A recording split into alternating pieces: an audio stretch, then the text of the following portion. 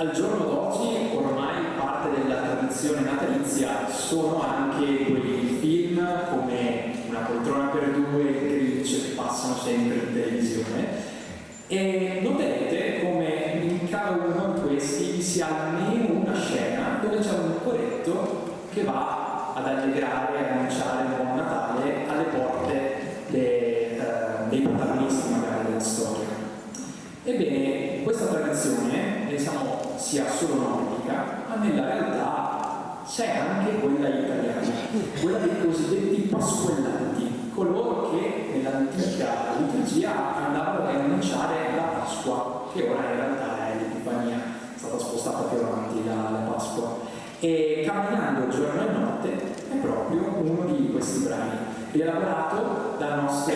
primissimo maestro, uno dei nostri fondatori, che purtroppo è stato malato, ma normalmente sarebbe con noi come corista, Tony Battistella. Quindi Camminando giorno e notte.